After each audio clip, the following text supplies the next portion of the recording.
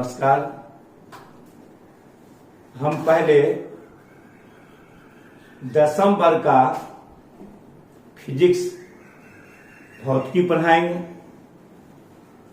उससे पहले सोचते हैं विज्ञान का परिचय दे दें, तब आगे हम लोग बढ़ेंगे। तो विज्ञान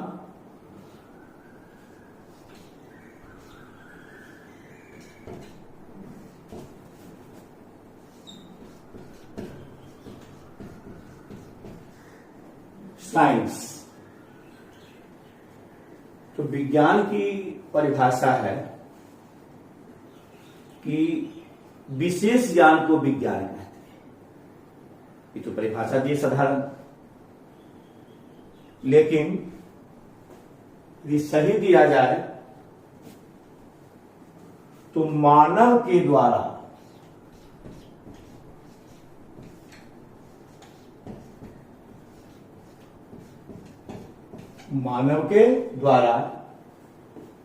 अवलोकन और प्रयोग के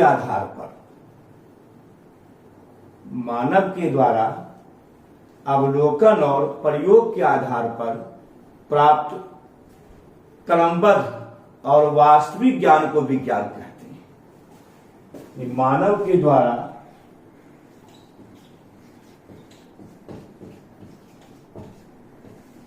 अवलोकन और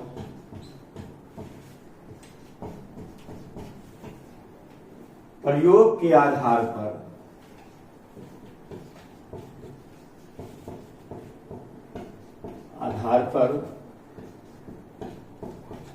प्राप्त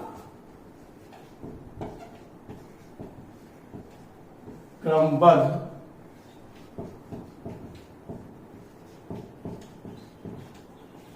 और वास्तविक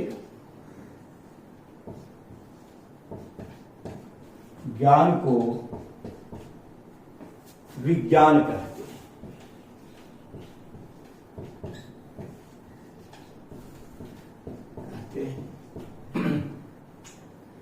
क्या समझना है? अवलोकन का क्या अर्थ होता है?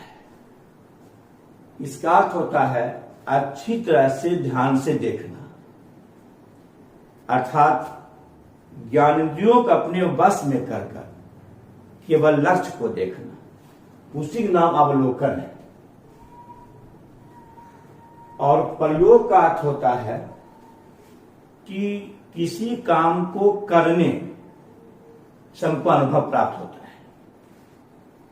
जैसे यदि कह दिया जाए, केवल हम लोग पढ़ते हैं केमिस्ट्री में कि जब 10 ग्राम सोडियम एसीटेट और 35 ग्राम सोडा लाइम को गर्म किया जाता है तो मेथेन गैस और सोडियम कार्बोनेट बनता है। लेकिन यह पूर्णतः ज्ञान नहीं है, यह सिद्धांत है। जब इसे प्रयोगशाला में हम लोग अपने से बनाएंगे तो उसके बाद वास्तविक ज्ञान होगा। मान लो का खेती ऐसे किया जाता है तो आपको ज्ञान नहीं होगा। जब खेती अपने से करिएगा तो उसका नाम है प्रयोग। अब प्रयोग के बाद होता वास्तविक ज्ञान, इसे लिखा है प्रयोग। तो अवलोकन अच्छी तरह देखना, अब प्रयोग अपने से किसी कार्य को करना, और तब हम लोग को क्रमबद्ध सिस्टमैटिक नॉलेज, क्रमबद्ध ज्ञान और वास्तविक होना चाहिए, उसे विज्ञान कहते हैं। अब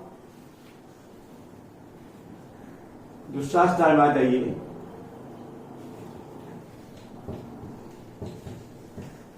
विज्ञान शब्द की उत्पत्ति लैटिन भाषा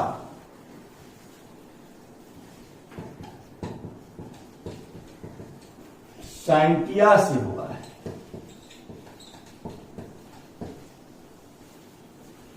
जिसका अर्थ होता है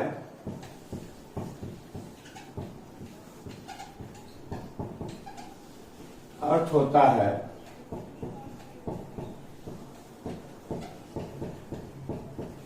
जानने की इच्छा, जानने की इच्छा।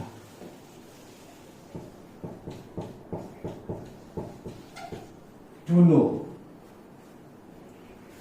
समझिए कि विज्ञान शब्द की उत्पत्ति लैटिन भाषा साइंटिया से हुआ है, जिसका अर्थ होता है जानने की इच्छा, टू नो। यानी विज्ञान आप तभी पढ़ सकते हैं जब में जानने की इच्छा, उत्सुकता हो। टीचर अगला पॉइंट क्या बोलेंगे कि जिसको जानने की इच्छा होगी आप साइंस पढ़ लो। अब अगला पॉइंट आता है कि विज्ञान के 3 शाखाएं हैं, भौतिकी विज्ञान, रसायन विज्ञान और जीव विज्ञान। कि हम लोग भौतिकी पढ़ाए हैं तो हम भौतिकी परिभाषा देते हैं।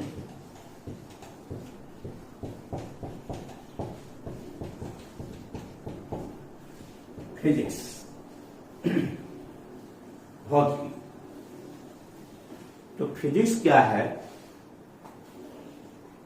कि प्रकृति और प्रकृति में होने वाली घटनाओं के अध्ययन को भौतिकी का फिजिक्स कहते हैं।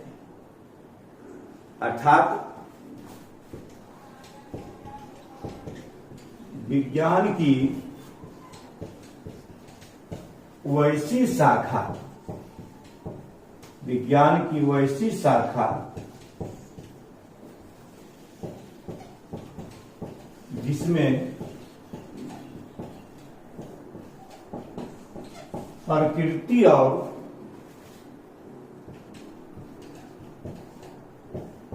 प्रकृति में होने वाली घटनाओं का अध्ययन किया जाता है, अध्ययन किया जाता है, उसे भौतिकी कहते हैं।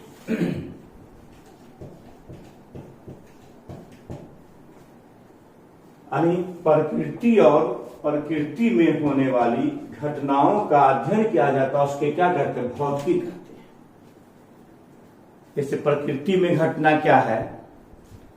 आकर्षण, विकर्षण, गुरुत्वाकर्षण, चक्रवात, प्रतिचक्रवात, मानसून, वर्षा इत्यादि।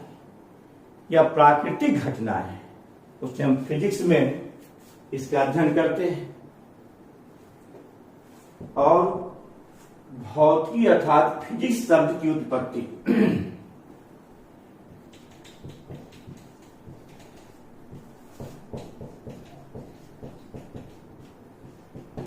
फिजिक्स शब्द की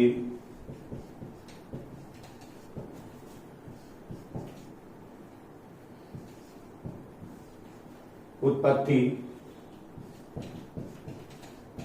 ग्रीक भाषा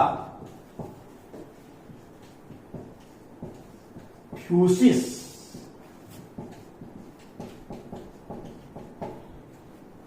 से हुआ है।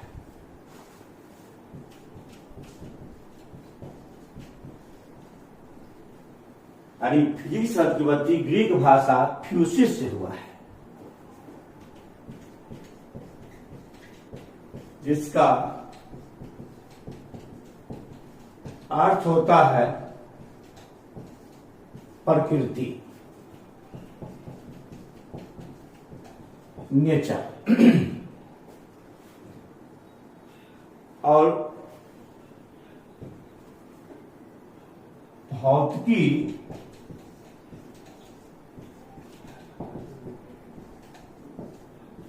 संस्कृत का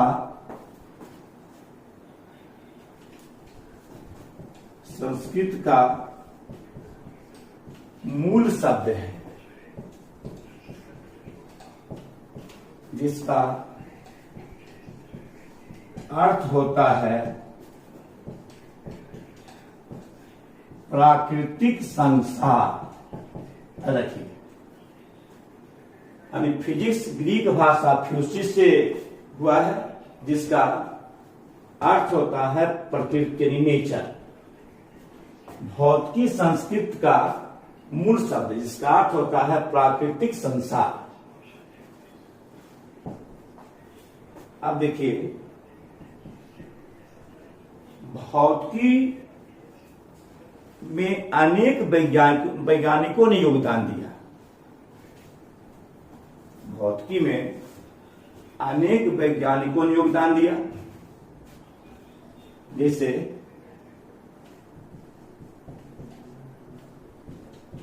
Blaze Pascal, sir Isaac Newton,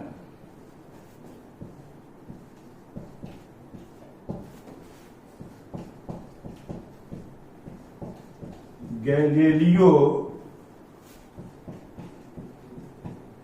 गैलीलाई,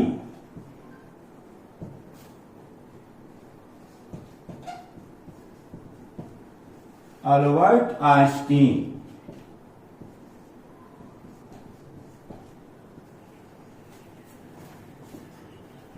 Einstein,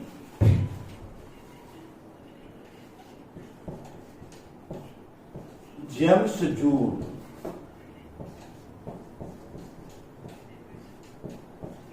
James Watt,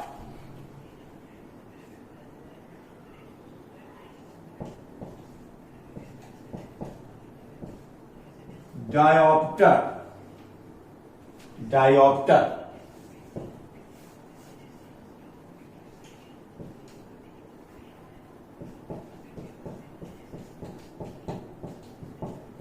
आलेसांद्रा वोल्टा,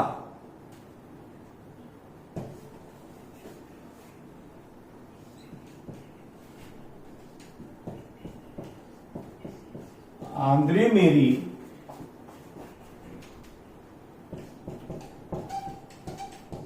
ampere, George sir Simon ओम,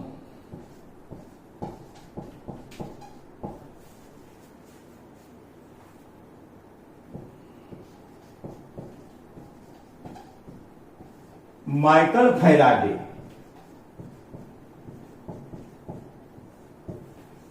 मैक्सवेल,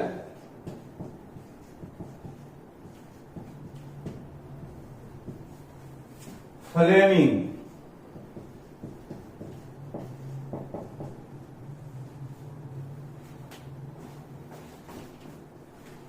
लेंज,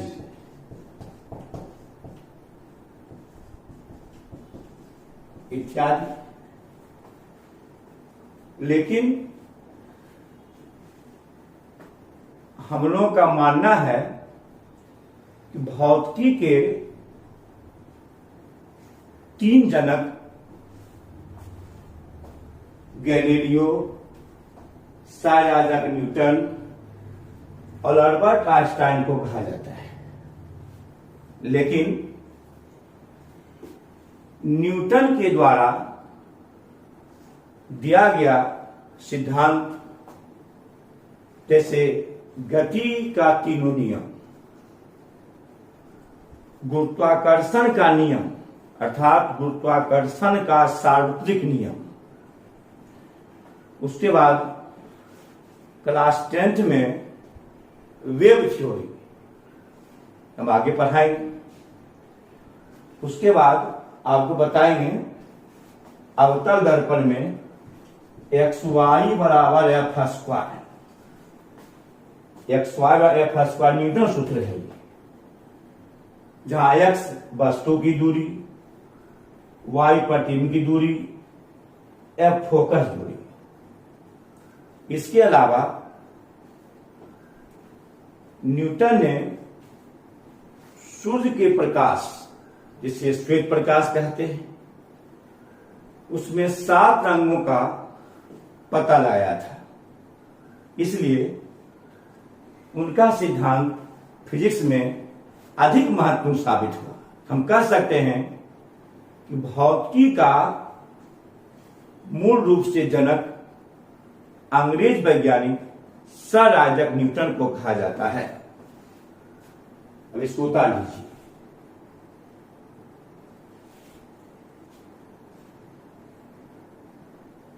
मिठू, अब आ जाइए 10वीं वर्ग का सिलेबस में।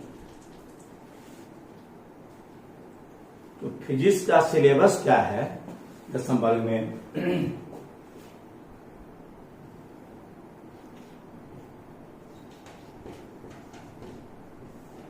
प्रकाश की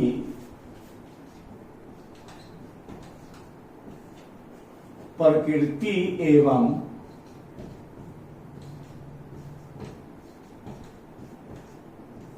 परावर्तन।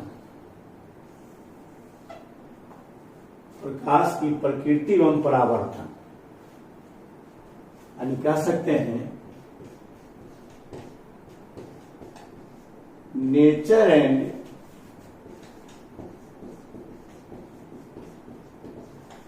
Reflection of light. ये लेसन 1 है, nature and reflection of light. या स्टूडेंट फ्रेंड्स में दिया हुआ है, इन सभी किताब में दिया हुआ है,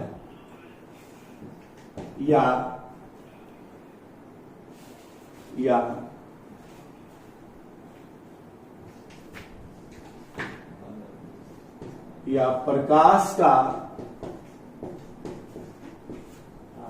परावर्तन।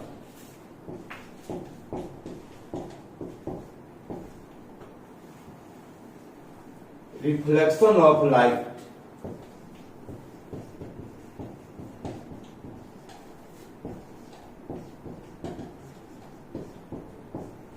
Reflection of light. साइंस में अच्छी तरह से पहले सुनना है, तब उसको रोक उतारिएगा, साथ ही बोलिए। इसका पहला पॉइंट है, ये पॉइंट पहला पॉइंट दिए है। ये पॉइंट का अर्थ होता है, इसमें 12 पॉइंट चलेगा परिभाषा में भी, ध्यान दीजिएगा। तो पहला पॉइंट है प्रकाश, लाइट। तो प्रकाश देखिए, प्रकाश देख ही रहे हैं। तो प्रकाश देखने का माध्यम है। यदि हम देखिए, अगर आपको बॉल बंद कर दिए दिखाई कम पड़ेगा, यहां बंद कर दिए दिखाई कम पड़ेगा। देखिए, इसलिए प्रकाश जो है, आप देखिए दिखाई पड़ रहा आपको, तो प्रकाश देखने का माध्यम है। तो हम कह सकते हैं इसे, प्रकाश एक वैसा माध्यम है जिसके द्वारा हम वस्तुओं को देख सकते हैं। प्रकाश एक वैसा माध्यम है जिसके द्वारा हम वस्तुओं को देख सकते हैं। और एनसीईआरटी क्या लिखा हुआ है? किसी वस्तुओं को देखने की अनुभूति को प्रकाश कहते हैं।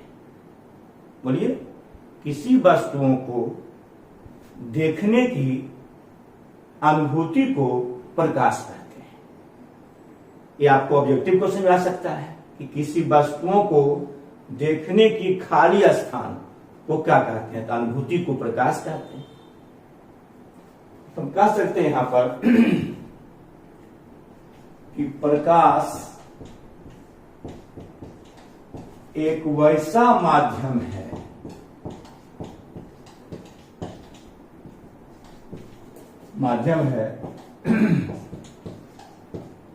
जिसके द्वारा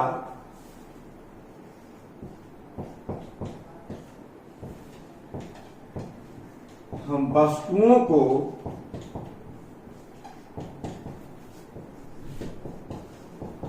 देख पाते हैं, या कह सकते हैं और परिभाषा में किसी वस्तुओं को देखने की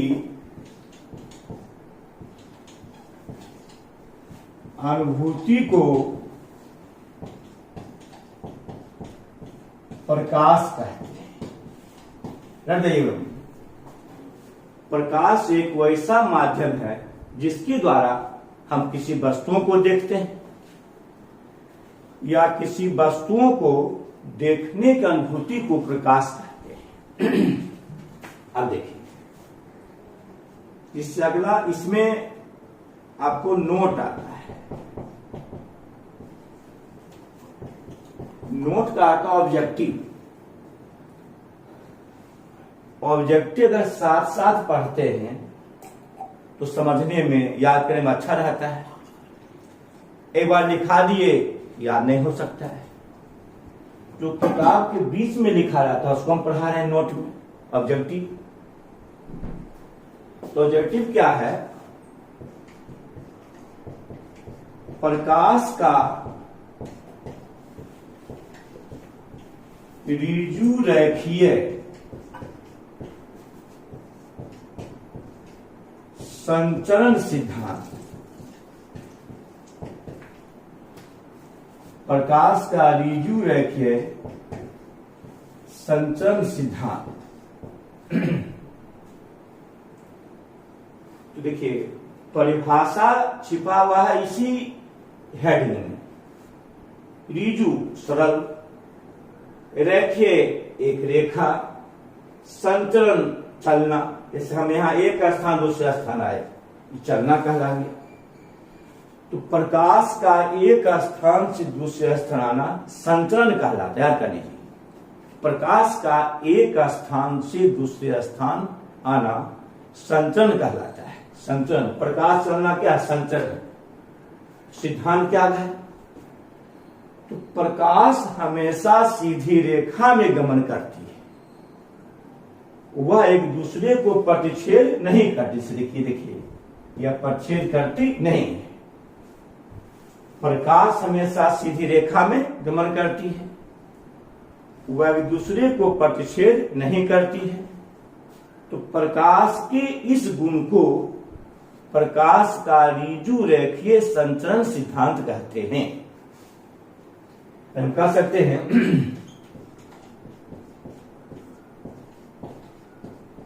प्रकाश हमेशा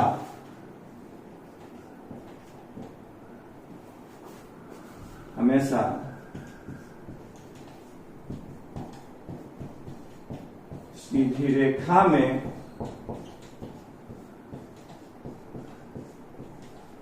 गमन करती है, वह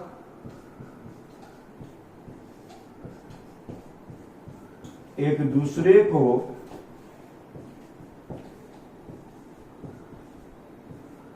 प्रतिच्छेद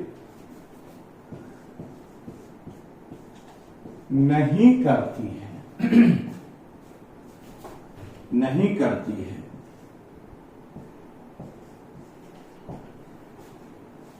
तो प्रकाश के इस गुण को, प्रकाश के इस गुण को प्रकाश का ऋजु रेखीय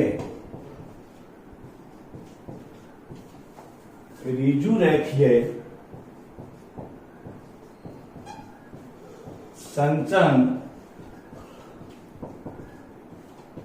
सिद्धांत कहते हैं। सिद्धांत कहते हैं। समझ लीजिए, प्रकाश का ऋजु रेखीय क्या है? संचरण सिद्धांत। प्रकाश हमेशा कौन रेखा में? सीधी रेखा में करती है, वह एक दूसरे को प्रतिच्छेद नहीं करती है। तो प्रकाश के इस गुण को प्रकाश का ऋजु रेखीय संचरण सिद्धांत कहते हैं। प्रकाश के इस गुण को प्रकाश का क्या कहते हैं। और तब आ जाइए अगला नोट में, हम प्रकाश को अपनी आंखों से देख सकते नहीं है, हमें प्रकाश दिखाई पड़ती नहीं है, केवल हम प्रकाश का अनुभव करते हैं। उस अनुभव के आधार पर उसके गुणों के बारे में हम लोग जानते हैं। तो हमारे नेत्र के पास अपना प्रकाश नहीं होता है, हमारे नेत्र के पास अपना प्रकाश नहीं होता है। पहले प्रकाश किसी वस्तु पर आपतित होती है, अब वस्तु से परावर्तन के बाद नेत्र के रेटिना, हम बताएंगे लेसन 3 पढ़ाएंगे, नेत्र के रेटिना पर पहुंचती है और रेटिना पर किसी वस्तु का प्रतिबिंब वास्तविक, उल्टा और अस्थायी बनता है। यानी रेटिना पर वास्तविक, उल्टा और अस्थायी बनता है। ऐसा आपको थोड़ा दिखाते बना करके इस नेत्र प्रणाली 3 में, लेकिन ऑब्जेक्टिव क्वेश्चन है।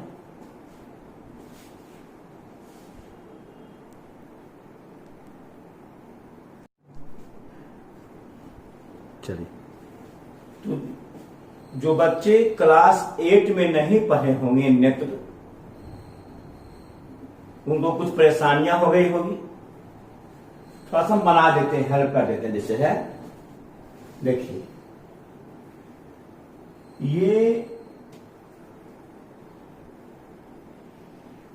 नेत्र लेंस है,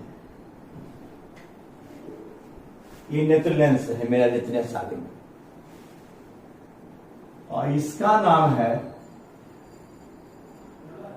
सिलियरी मांसपेशियां, यानी पक्षमाभी। सिलियरी मांसपेशियां पक्षमाभी, और यहां ऐसे आ जाइए, ऐसे ऐसे कर देते हैं। अब देखिए, और नेत्र के सबसे ऊपरी भाग को, ऊपरी भाग सबसे, देखिए संति पढ़ाएंगे। इन साइंस ऐसा विषय है इसे हमेशा समझाना पड़ता है। इसका नाम है स्क्लेरेटिक,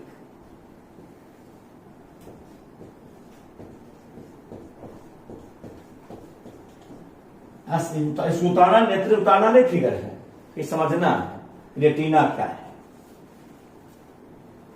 और इसके नीचे रक्तक या कोराइड होता है, जो रक्त से भरा होता है।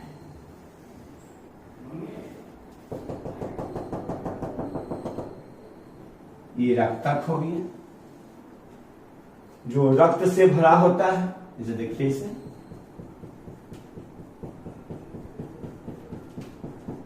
ये सब नहीं बनाना है, लेकिन समझाने बता रहे हैं। जैसे हम 3 पढ़ाएंगे, ऑब्जेक्टिव है ये, 8वां हम लोग पढ़े होंगे। देखिए रक्तक हो गया,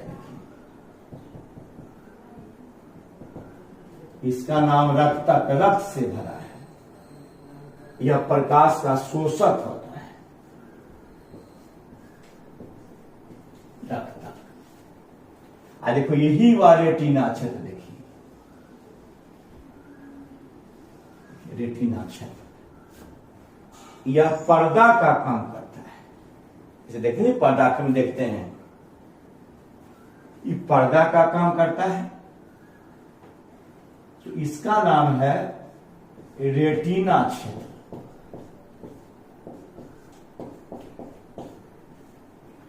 आज देखिए, ये रेटिना क्षेत्र पर देखिए, यहां देखिए रेटिना क्षेत्र पर किसी वस्तु का प्रतिबिंब उल्टा वास्तविक और अस्थाई बनता है। इसके मध्य में एक गड्ढा, जैसे पीत बिंदु कहते हैं, पीत बिंदु कहते हैं इसको। यहीं पर नेत्र की दो कोशिकाएं छर और शंकु जुड़ा होता है, ऐसे देखिए।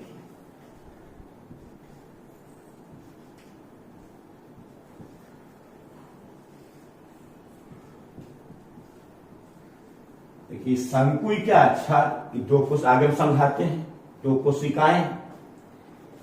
यह जुड़ा होता मस्तिष्क से। मस्तिष्क को यह संवेदना पहुंचाता है कि प्रतिबिंब यहां बन गया है। देखिए इसी क्या नेत्र उतारना नहीं है, ये रेटिना क्षेत्र, देखिए रेटिना क्षेत्र, ये हम समझा रहे थे। समझा क्या रहे थे?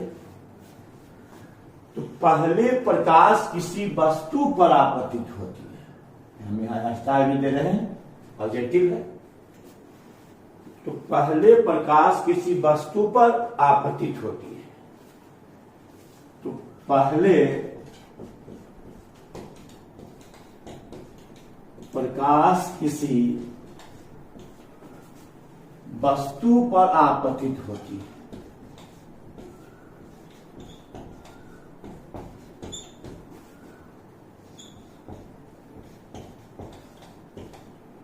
आपतित होती है। अब वस्तु से परावर्तन के बाद नेत्र लेंस पर होती है। देखिए नेत्र लेंस है,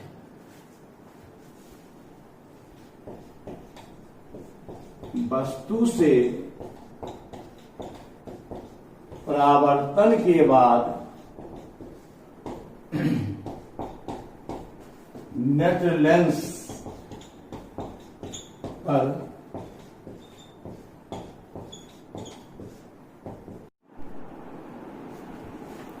पहुंचती है। नेत्र लेंस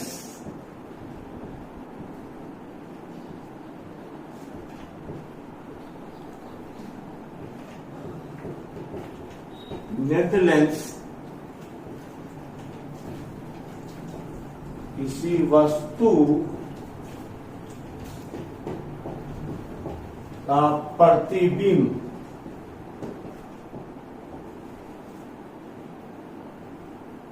देखिए, वास्तविक नेत्र लेंस वस्तु का एक रेटिना क्षेत्र, वस्तु का प्रतिबिंब रेटिना क्षेत्र पर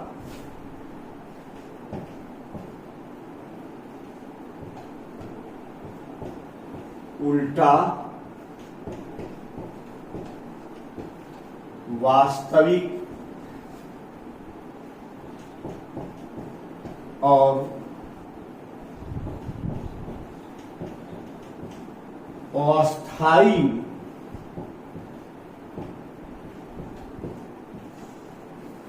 बनाती है।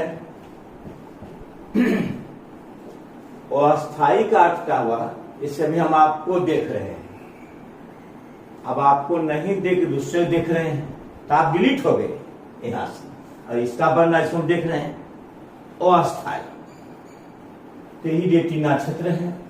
याद करिए, वस्तु का प्रतिबिंब उल्टा वास्तविक और अस्थाई बनता है। अब देखिए अगला ऑब्जेक्टिव क्या है। अब देखिए ऑब्जेक्टिव में क्या है कि भौतिकी देख रहे हैं, तो भौतिकी का प्रतिबिंब आपके दो नेत्र है, तो दो रेटिना बन रहा है, तो दो प्रतिबिंब बन रहा है। मान लिया एक क है, यह भी क्या है, क है, तो दो प्रतिबिंब बन रहा है। अच्छा, तो अब देखिए भौतिकी का प्रतिबिंब आपके रेटिना पर, ये रेटिना क्षेत्र है, तो भौतिकी का प्रतिबिंब आपके रेटिना पर उल्टा बनता है इससे। अब मस्तिष्क इसे उलट देता है तो यह सीधा हो जाता है। यानी मस्तिष्क का क्या काम है कि दोनों प्रतिबिंब को एक साथ करने के बाद उलट देना। फिर समझिए कि भौतिकी का भौतिकी सीधा रखे हैं, इसका प्रतिबिंब आपके रेटिना पर उल्टा बनता है। अब मस्तिष्क इसे उलट देता है तो सीधा हो जाता है, उल्टा बना फिर सीधा हो जाता है। अच्छा, अब भौतिकी आप उल्टा देख रहे हैं तो आपके रेटिना पर यह सीधा बनता है, अब मस्तिष्क इससे उलट देता है तो उल्टा दिखाई पड़ जाता है। इसलिए सीधी वस्तु सीधी और उल्टी वस्तु उल्टी दिखाई पड़ती है। इसे हम कहते हैं वास्तविक रूप में दिखाई पड़ती है। ये बात सुन लीजिए कि भौतिकी का प्रतिबिंब आपके रेटिना पर उल्टा बन रहा है, अब मस्तिष्क ऐसे उल्टा बन रहा है, अब मस्तिष्क से उलट दिया तो सीधा हो गया। इसे मस्तिष्क का क्या काम है कि दोनों वस्तुओं को एक साथ करने के बाद उलट देना। जैसे मान लिया कॉय है तो दो कॉय बनना, आपके दो रेटिना है, अब मस्तिष्क एक साथ करता है। अब एक साथ करिए, जैसे कॉल लिखिए, अब फिर लिखिए दो बार कॉल, देखिए ये चमक बढ़ गया इसका देखिए लाइट बढ़ गया, ये सही दिखाई पड़ गया। तो मस्तिष्क का क्या कार्य है, याद रखिए कि दोनों प्रतिबिंब को एक साथ करने के बाद उलट देना, तो जिसके कारण वस्तुएं चमक के साथ वास्तविक स्थिति में दिखाई पड़ती है। यह किसका काम है? मस्तिष्क का काम है। अब हम लिखते हैं यहां पर, देखिए तो मस्तिष्क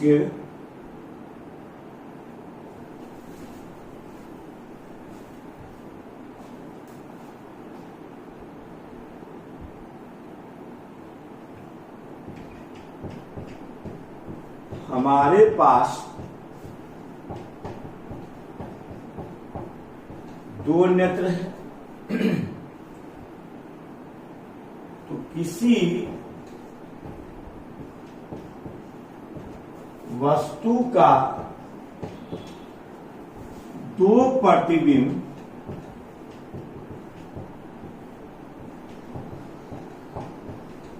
बनता है।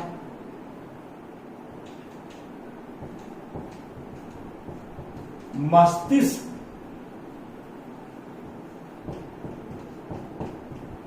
दोनों प्रतिबिंब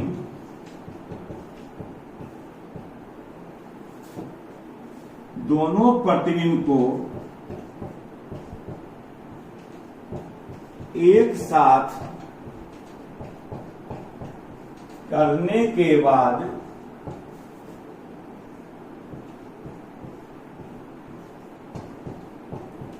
उलट देता है। इसलिए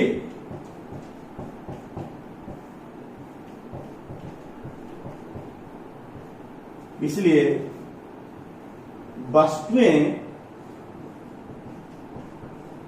स्पष्ट और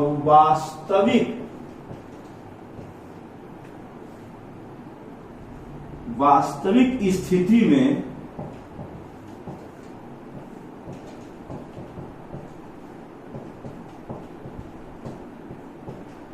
दिखाई पड़ती है।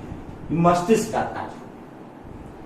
अब जो बच्चे ने सामने बात समझ आओ कि मैंने हम बोले क्या, हमारे पास दो नेत्र है, दो रेटिना है, तो किसी वस्तु का दो प्रतिबिंब बनेगा, उल्टा बनेगा।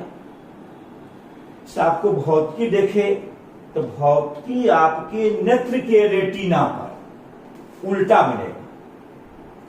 अब मस्तिष्क इससे उलट देता है। मस्तिष्क का काम है सीधा करना, नहीं उलटना केवल। सीधा बने या उल्टा उल्टा बने, उसका उलटना केवल है। तो अगर भौतिकी देखे तो आपके रेटिना उल्टा बना, इसको मस्तिष्क उलट दिया तो सीधा हो गया। इसलिए सीधी वस्तु सीधी और उल्टी वस्तु क्या है, उल्टी दिखाई पड़ती है। उसके बाद देखिए हमारे नेत्र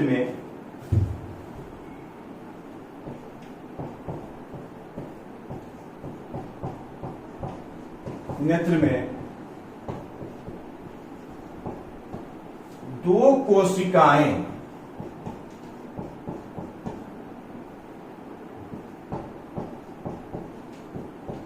पाई जाती है।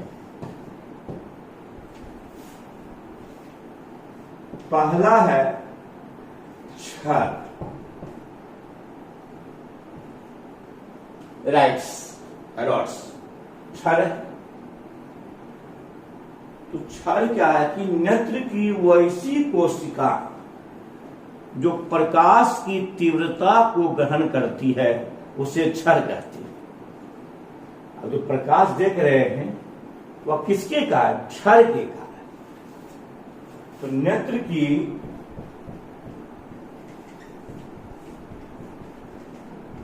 वैसी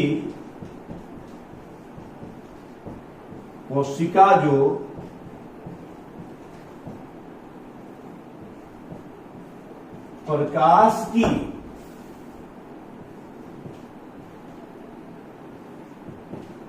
प्रकाश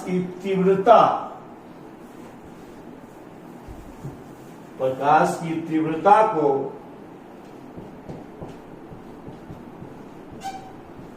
ग्रहण करती है,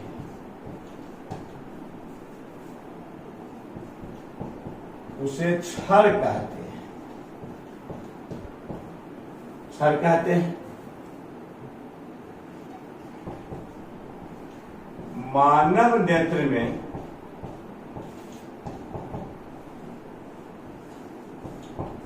क्षर की संख्या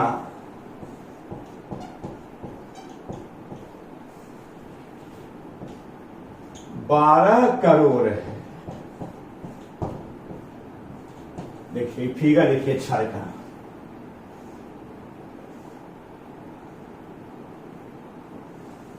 क्षर हुआ है, कोशिका क्षर। क्या ग्रहण करता जी, तो प्रकाश की तीव्रता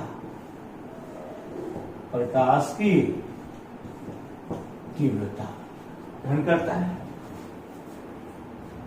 अब आप लोग क्या करिए इसको कि बल्कि बोलते क्षर, नेत्र की वैसी कोशिका जो प्रकाश की तीव्रता को ग्रहण करती है उसे क्षर कहते हैं। मानव नेत्र में क्षर की संख्या 12 करोड़ है। देखिए क्षर का फिगर है। एक प्रकाश की तीव्रता क्या करता है, ग्रहण करता है।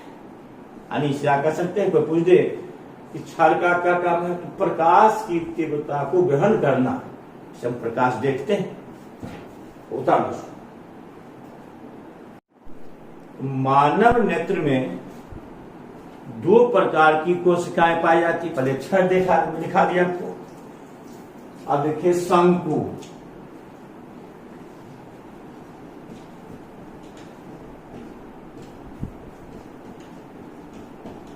शंकु कौन, शंकु क्या है, तो मानव नेत्र की वैसी कोशिका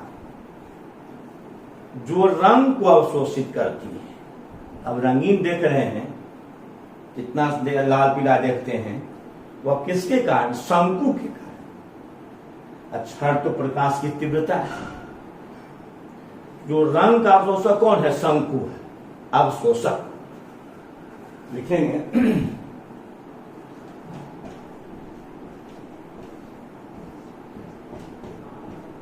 नेत्र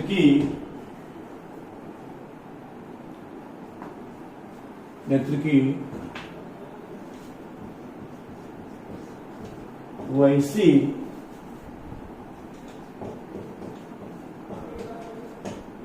कोशिका जो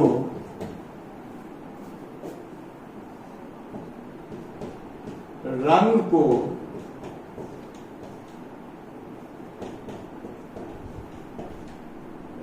को अवशोषित करती है, रंग को अवशोषित करती है,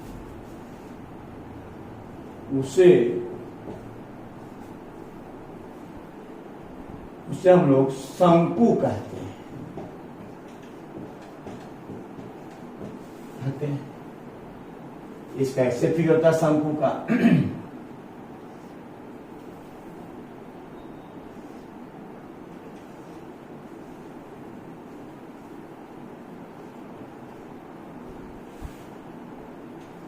ये शंकु हो गया,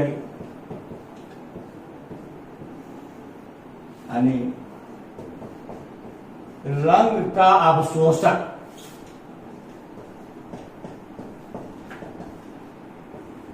रंग का अवशोषक नेत्र में पाया जाता है।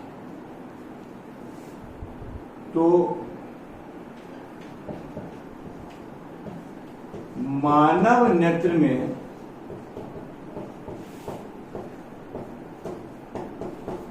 सात रंग का शंकु पाया जाता है।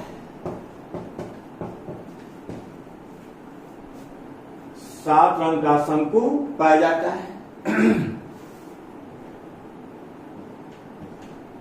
यह सात रंग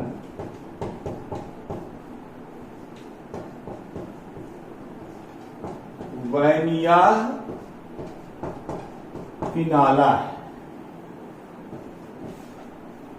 यानी बहुत किताब में वैजनिया पिनाला भी है। तो आप देख सकते हैं दुर्गा प्रसाद किताब में, स्टेट पेंसिल किताब दुर्गा प्रसाद में, इसमें देखिएगा दिया हुआ वैनिया पिनाला, गलती नहीं है, वैजनिया पिनाला या वैनिया पिनाला। हम कह सकते हैं वै से वैगनी, नी से नीला, आ से आसमानी, ह से हरा, पी से पीला, ना से नारंगी, ला से लाल। यानी जो हम इतना साधन देखते हैं और किसके कारण? शंकु के कारण। तो मानव नेत्र में सात रंग का शंकु पाया जाता है। जो भी आप लोग मानव है उसमें कितने? सात रंग का शंकु पाया जाता है। वैनिया पिनाला, यानी बैगनी, नीला, आसमानी, हरा, पीला, नारंगी, लाल। इससे हम रंगीन देखते हैं वस्तुओं। और समझ लीजिए मानव नेत्र में शंकु की संख्या 60 लाख।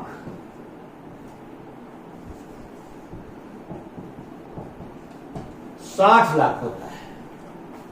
यहां लिख दें अपना 60 लाख होता है। इसके मान में यानी 12 करोड़ छल और 60 लाख शंकु। और तब आ जाइए आप यहां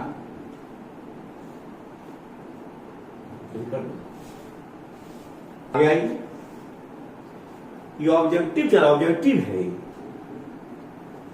तो आप मुर्गा देखे हम,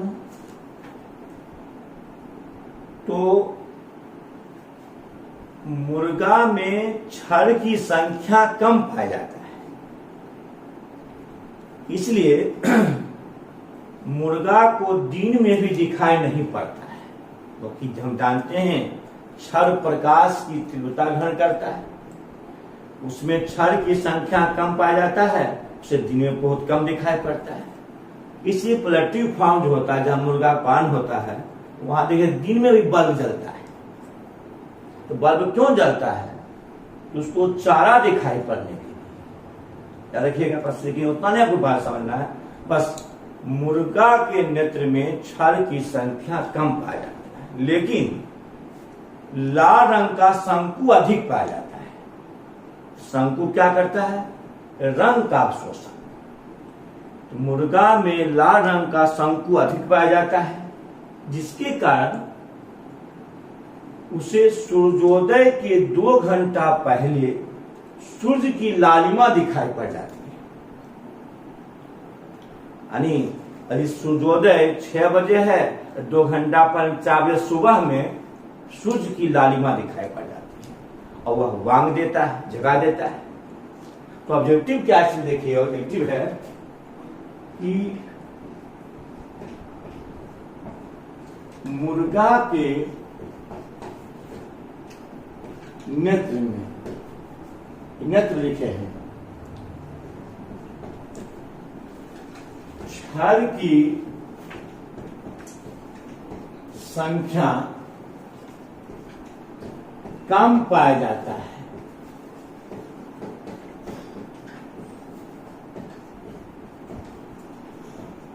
लेकिन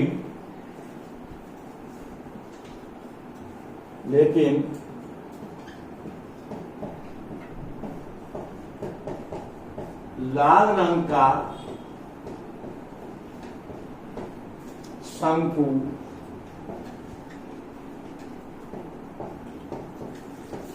अधिक पाया जाता है, जिसके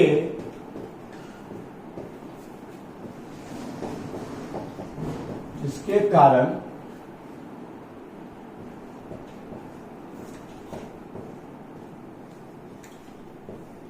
सूर्योदय के 2 घंटा पहले सूर्य की लालिमा दिखाई पड़ जाता है। यह ऑब्जेक्टिव होगी। उसके बाद आ जाइए कि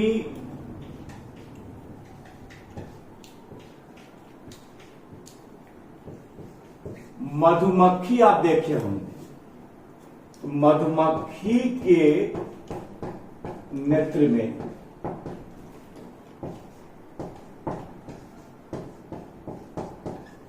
परावैगनी रंग का शंकु पाया जाता है।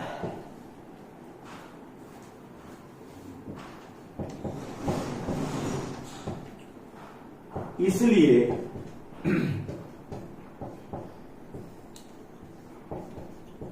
उसे अधिक दूरी तक,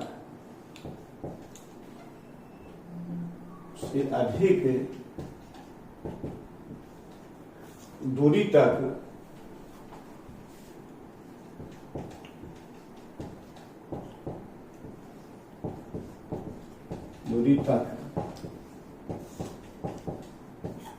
दिखाई पड़ता है। है ना, आप समझाते पहले लेसन पढ़ाएंगे 3 में। सूर्य के प्रकाश में 3 संघटक है। पहला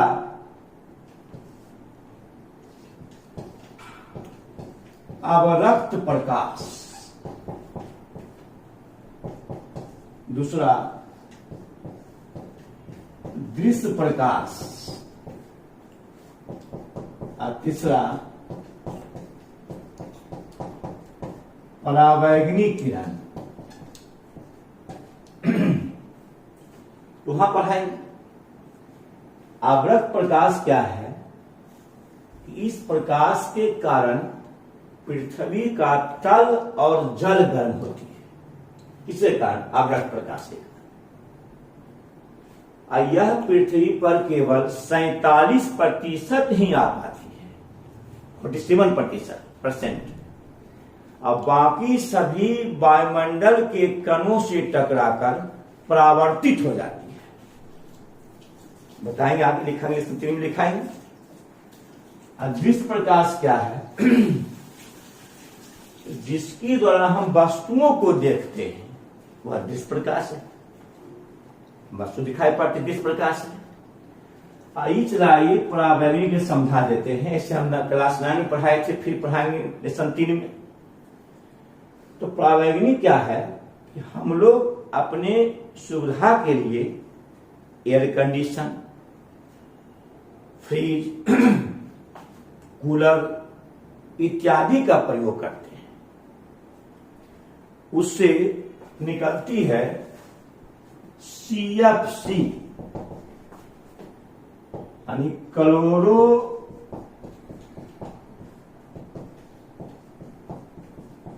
फ्लोरो कार्बन। बताइए, साइंस से समझाना पड़ता है।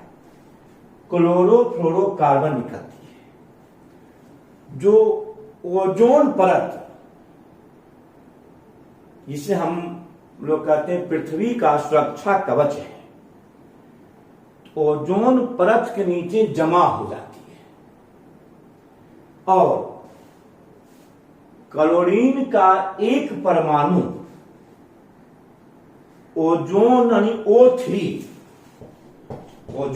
O3 के 1 लाख परमाणुओं को नष्ट कर देती है, जिसके कारण ओजोन क्षतिग्रस्त हो जाता है। ध्रुवीय प्रदेश अंटार्कटिका में ओजोन परत में छिद्र दिखाई पड़ा है। उस छिद्र से सूर्य के प्रकाश में पाए जाने वाली हानिकारक किरणें, परावैंगनी किरणें पृथ्वी पर आपतित होती है। और यह हानिकारक किरणें नेत्र रोग, त्वचा रोग, चर्म रोग और कैंसर जैसी महामारियां उत्पन्न करती है, खतरनाक होती है। तो यही है परावैंगनी किरण। हाँ, इससे लाभदायक क्या है? तो त्वचा को विटामिन डी प्राप्त होता है। त्वचा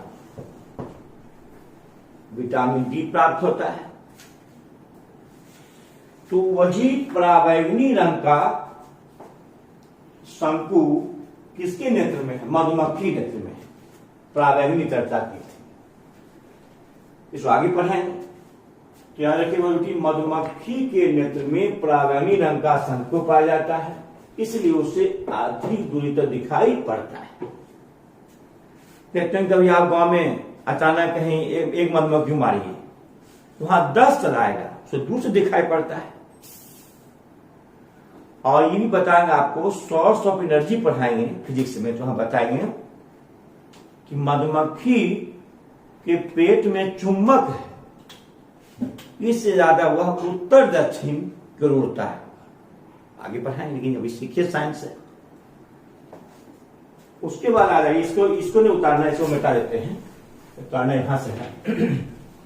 अब देखिए, अगला ऑब्जेक्टिव है, जैसे एक नेत्र है, यदि आप चौड़ाई देखते हैं तो दृष्टि विस्तार कहलाता है। दृष्टि विस्तार, चौड़ाई।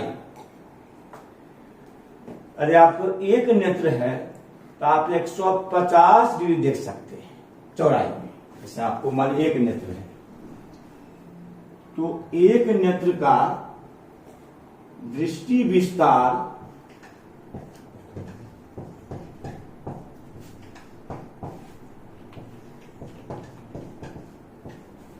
दृष्टि विस्तार 150 डिग्री होता, ऑब्जेक्टिव है 150 डिग्री।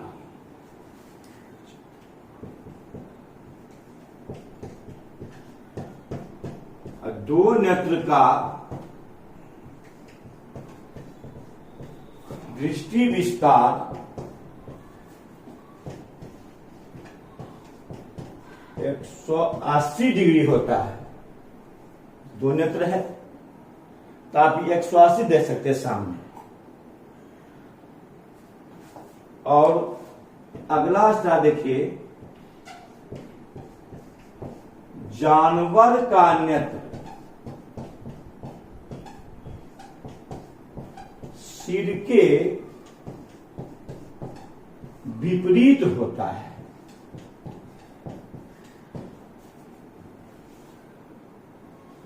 इसलिए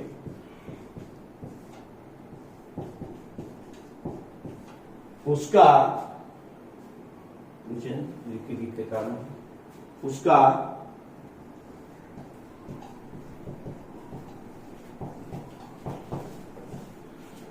दृष्टि विस्तार 180 डिग्री से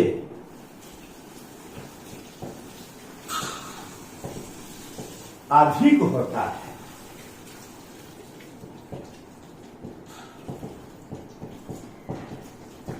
अधिक होता है, अब समझाते हैं। इस एक नेत्र है, एक नेत्र का दृष्टि विस्तार रहेगा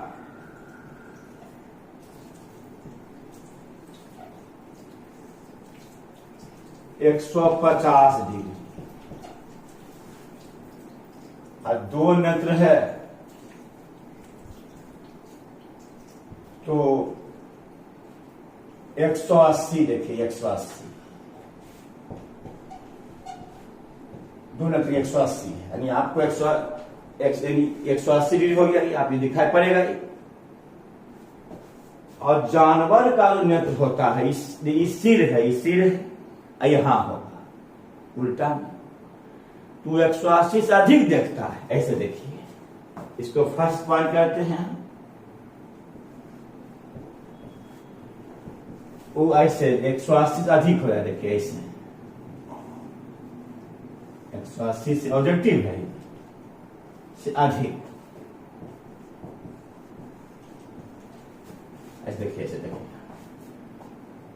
तो एक नेत्र का कौन विस्तार, दृष्टि विस्तार 150 डिग्री, दो नेत्र का 180 डिग्री, और जानवर का 180 से अधिक होता है। इसे देखते हैं कि जानवर को पीछे से मारने जाइए तो भाग जाएगा, क्योंकि उसको अधिक दिखाई पड़ता है। कि अगर व्यक्ति को पीछे से मारता है तो मार खा लेता है, क्योंकि उसको 180 दिखाई पड़ता है। तो ऑब्जेक्टिव आप याद रखिएगा, 150 डिग्री।